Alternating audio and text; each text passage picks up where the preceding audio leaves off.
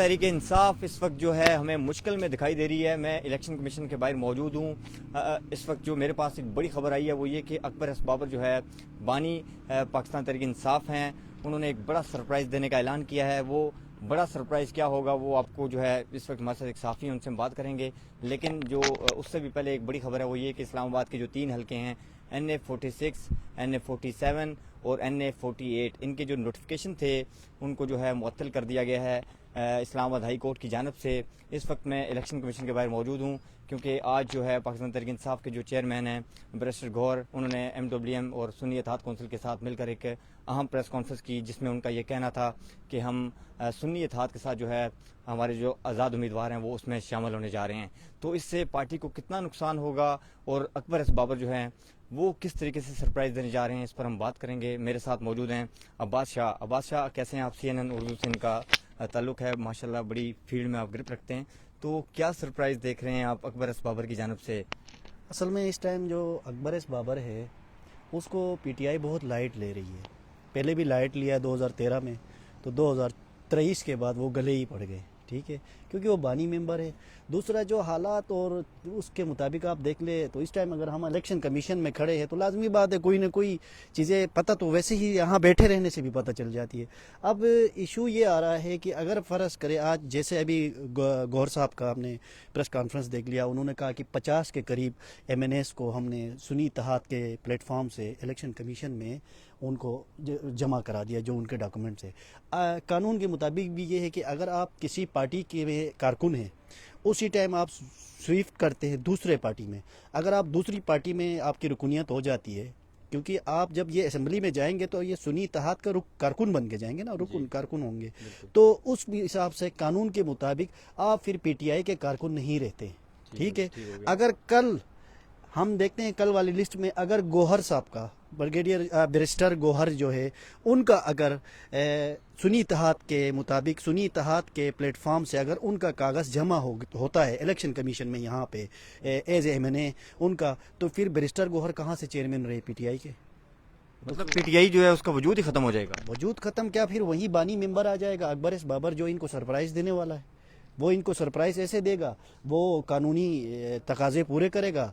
इन जो ये लोग एज MNA अपने जो डॉक्यूमेंट है वो यहाँ इलेक्शन कमीशन में जमा कराएंगे, वो निकालेगा, वो किसी भी कोर्ट से दोबारा रिजू करेगा कि ये अब हमारे कारकुन नहीं रहे, लिहाजा हमारा सेक्रेटरीट इस्तेमाल ना करे, PTI का सेक्रेटरीट इस्तेमाल ना करे, PTI का दफ्तर इस्तेमाल ना करे, PTI की जो चीज़ें वापस करे, PTI का बैंक अकाउंट इस्तेमाल नहीं कर सकते। अच्छा। क्योंकि ये PTI से हट के सुन्नी इत्तेहाद में चले जाएंगे। जब सुन्नी इत्तेहाद में चले जाएंगे, अब फ़र्ज़ करें आप पीपल्स पार्टी में, आप पीपल्स पार्टी की गाड़ी यूज़ कर रहे हैं, आप उठ के आते PTI में, तो क्या पीपल्स पार्टी का चेयरमैन बिलावल आपको पीपल्स पार्टी की गाड़ी यूज़ करने देगा? बिल्कुल नहीं देगा, नहीं देगा ना। तो कानूनन देखा जाए तो अब अवाम के आंखों पे ये पट्टी ना बांधे।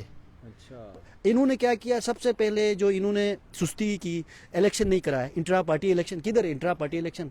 खामोश है, आवाम को उसके बारे में जिक्र नहीं, क्योंकि इन्होंने बड़े वाले इलेक्शन में आवाम को फंसा दिया, उसमें लोग फंस गए। अब आवाम जो देख रही है ना, आवाम करे धांधली ज़्यादा इलेक्शन है तो फलां है ये वो, उसमें फंसी हुई है। आवाम ओरिजिनल PTI के जो इंट्रा पार्टी इलेक्शन है उसको नज़रअंदाज कर रही है।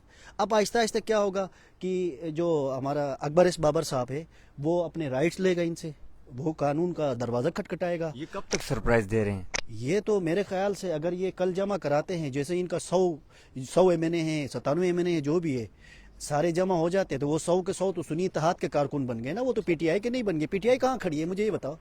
PTI का वजूद क्या होगा फिर उसके बाद? PTI वो यही है जो PTI के कारकुन रहेंगे पीछे, जिन्होंने मेहनत की है, रोडों में धक्के खाए हैं, डंडे खाए हैं, वो बेचारे कारकुन PTI में रहेंगे। जो MNA थे वो सारे सुन्नी इत्तेहाद के कारकुन बनेंगे। तो ये इस कंफ्यूजन को जो बैरिस्टर है वो दूर कर सकते हैं, जो अकबर एस बाबर है वो दूर कर सकते हैं। मेरे ख्याल से तो इन सबको इकट्ठा बैठना चाहिए कि इसका हल निकालना चाहिए। अगर ये PTI का जो वो है इंट्रा पार्टी इलेक्शन है वो करते, उसमें थोड़ा सा टाइम लगाते, थोड़ी मेहनत करते, तो मेरे ख्याल से इधर उधर इनको भागने की ज़रूरत नहीं पड़ती, ये अपने प्लेटफॉर्म से भी आ सकते थे। लेकिन उसके लिए मेहनत कौन करेगा? ये ज़्यादातर हमारी जो PTI के लीगल टीम है, कोई वहाँ बैठ के, आपको पता है कल सुबह आ जाओ आप यहाँ पे, अंदर तारीख हो रही होगी, वो लीगल टीम इधर बाहर बैठ के प्रेस कॉन्फ्रेंसें करते हैं, अपनी मशहूरी करते हैं।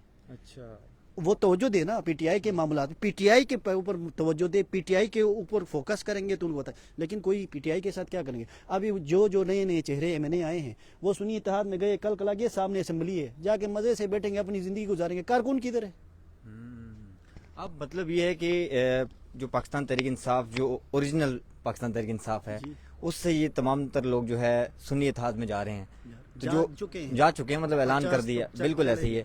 तो अब इसका मतलब जो पीटीआई है, क्या उसका वजूद खत्म हो जाएगा, या फिर जो अकबर पर बाकायदा पीटीआई के लिए 2013 से कर रहा है। ठीक है, वो 2013 से यही कह रहा था कि ये जो नामनिहाद बंदे आप आगे लेके आए, अपने चेयरमैन को कहता था इनके साथ आप इस तरह नहीं चले, जो बानी हैं, जो साबका है, पुराने हैं, उनके साथ आप सही रवैये से चले।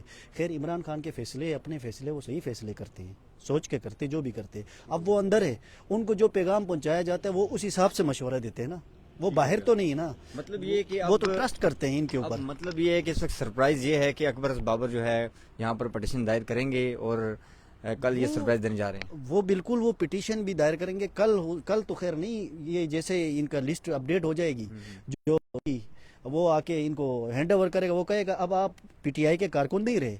अब जिस तरह आपने देखा हमारे शुएब शाहीन साहब है, बैरिस्टर गौर है, सारे लॉयर है, वकील है, कानून को अच्छी तरीके से समझते हैं।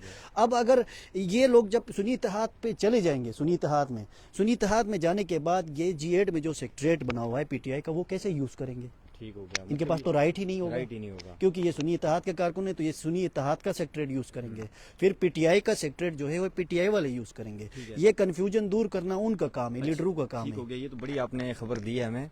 अब ये बताइएगा कि ये इलेक्शन कमीशन की बिल्डिंग है, इस्लामाबाद हाई कोर्ट ने जो है इस्लामाबाद के 3 हल्के जो हैं उसके नोटिफिकेशन को जो है मुअत्तल कर दिया है, NA46, NA47 और NA48। तो इस फैसले को कैसे देख रहे हैं, इसकी क्या वैल्यू क्या है?